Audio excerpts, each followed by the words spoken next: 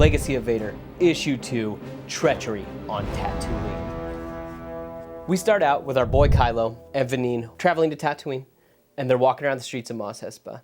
It needs to be noted that Kylo is rocking his Knights of Ren outfit, but pre his leader outfit. And this is actually a throwback to the comic The Rise of Kylo Ren, where when he first joins the Knights of Ren, this is the outfit that he's wearing. So I think that that is a neat little Easter egg, if you will. Kylo questions why they're even there. I mean, Tatooine's a backwater planet that doesn't really mean anything to anyone, and his grandfather and his uncle got off of it as soon as they could.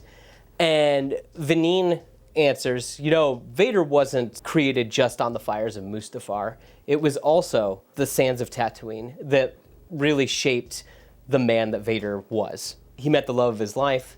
It was here that he was recruited by the Jedi.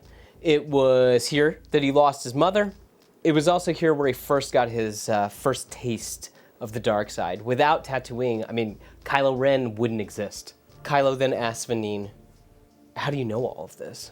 And Vaneen answers, it's because Palpatine knew all of this. Vader confined in him. He kind of shared all of his secrets. And Kylo quickly retorts, Palpatine used Vader. And Vaneen then answers, if only we could all be so lucky. I don't know why Kylo doesn't just cut Vaneen down right here and now, because the dude's up to no good.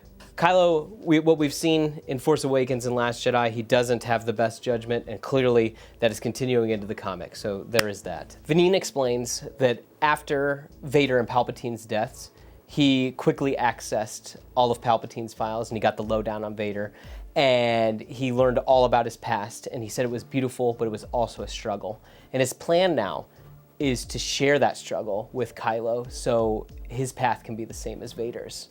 Guys, they're poetry. They rhyme.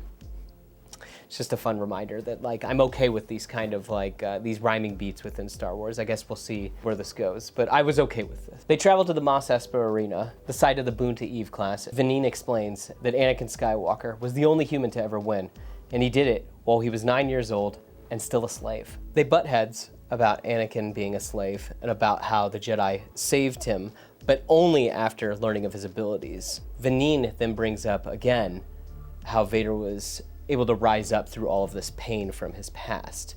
Then he asks Kylo Ren, was your past full of pain? Then we get these beautiful splash pages of Kylo's upbringing, where you see him with Han and Leia and Chewbacca and Lando, and oh my gosh, guys, he's from a loving family. They all care about him. It turns out Ben Solo's upbringing was nothing like Anakin Skywalker's. Friendly reminder, we're like a week removed at tops from that conversation with Rey on Starkiller Base about how he is afraid that he's not going to be strong like Darth Vader. I love that Ben's past keeps coming back and haunting him. He's just trying to be Vader, but it's just not working.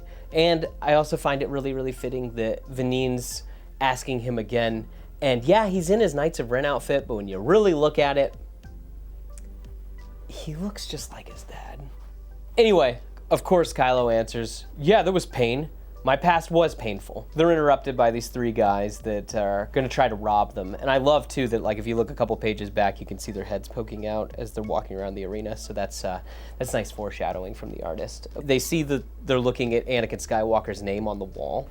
These guys mention Luke Skywalker and how he was able to take out an entire First Order fleet. And it's interesting because we can only be a couple days tops removed from The Last Jedi, but this makes the Broom Kid story make a little bit more sense because that story's gotten out there. Like, everybody now knows it. They then basically tell Kylo to put his hands up and to keep his hands away from his weapons. And of course, in true Kylo fashion, he raises his hands and he goes, but my hands are weapons. And he goes like that.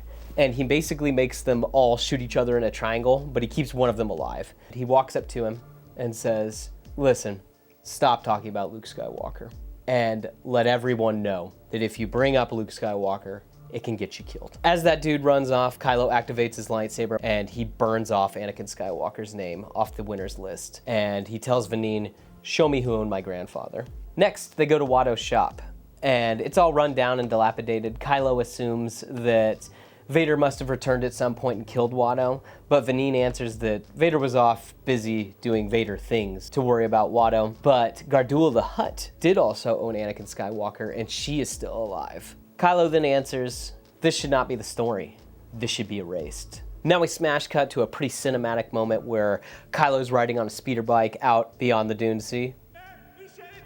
It's intercut with Vanine talking into a stormtrooper comlink, and he is saying, be ready, he's coming.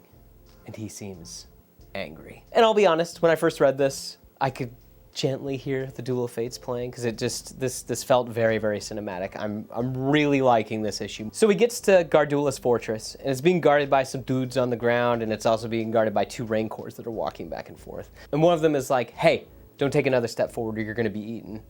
And Kylo is like, I don't need to take another step forward. And like a knight of yore, he yeets his lightsaber like it's a javelin straight through the guy. He then proceeds to make pretty quick work of the Rancors and their riders. And when I first read it, I felt like this seemed a little crazy. You know, he's pretty much star killing all these jobbers, for lack of a better term.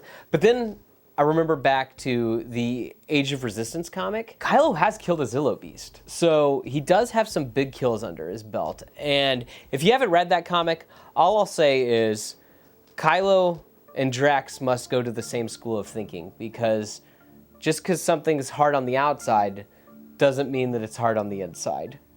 So once inside the fortress, Kylo basically forces an audience with Gardulla, and she assumes that he's there to kind of stop her rise to power again.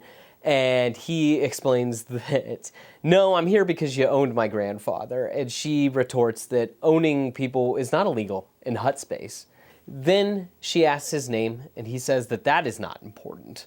But the past dying is important, and he's going to rewrite his history, and she's not part of it. He then ignites his lightsaber. All of her dudes just start opening fire on him. He takes them out pretty quickly. Then all of a sudden his lightsaber is ripped from his hands. And there is this like little creature, I don't even know what it is. It pulls the lightsaber away from him, then calls him weak in the Force, and before he even gets a chance to say anything, it force throws him against a wall. He's slowly getting up. Gardulla explains, do you think that I'm dumb? You know, I've learned from Jabba, I wouldn't just be unprotected from the Force.